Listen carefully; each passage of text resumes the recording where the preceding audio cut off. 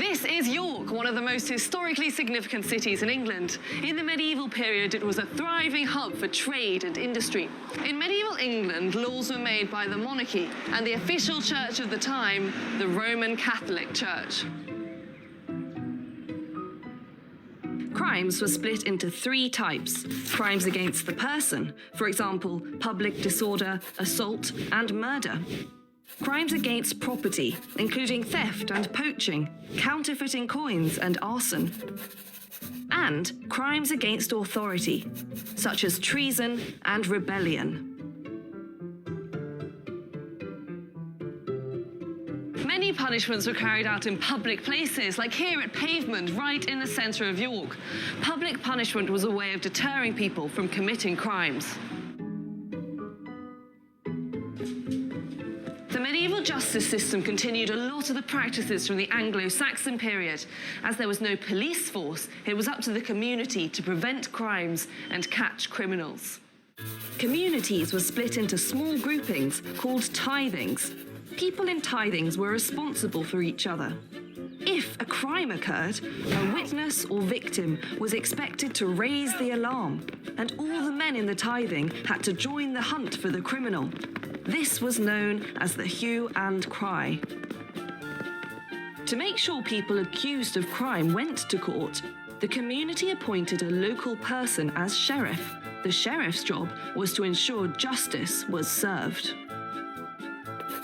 At court, the accused would face a jury made up of local men, who usually knew both the accuser and the accused. Back in Anglo-Saxon times, one of the most common punishments had been weregild. This was where fines were paid as compensation to victims. In medieval times, fines continued, but weregild ended, and now all fines were paid to the king, not the victim.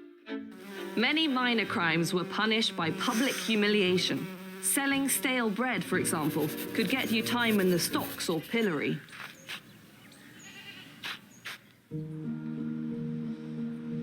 The first Norman king, William I, added a new type of fine, a murderum fine, which meant if a Norman was killed, the whole village was responsible for finding the culprit and was made to pay a heavy fine after the murderer was executed. William I also brought in the hated forest laws, which prevented peasants from using the woodland for food, fuel, and building materials. The crime of hunting in banned forest areas was called poaching and could be punished by blinding or execution. The use of corporal punishment, hurting or maiming the body of the convicted criminal, rose dramatically during the medieval period. Crimes against authority were most harshly dealt with, usually with capital punishment, being put to death. For most people in medieval England, religion was very important. Fear of God acted as a deterrent from committing crime. Images like the ones in this medieval window in York Minster reminded believers an all-seeing God would pass the ultimate judgment when they died.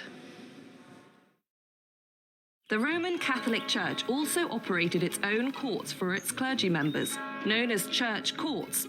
Punishments were usually not as harsh as in regular courts. This was known as benefit of clergy, and church courts never sentenced people to death. Some churches, like this one, could also offer sanctuary, protection from the law, to non-clergy members. If an accused person knocked on the special sanctuary knocker, they could come into the church and be temporarily safe from the law. But they had to either agree to go to court or swear an oath to leave the country within 40 days. Sometimes, when a jury in a non-church court couldn't decide on a person's guilt or innocence, they might still turn to God and use trial by ordeal. This was when the accused was subjected to an ordeal, such as this one, in which it was believed God would reveal whether they were guilty or innocent.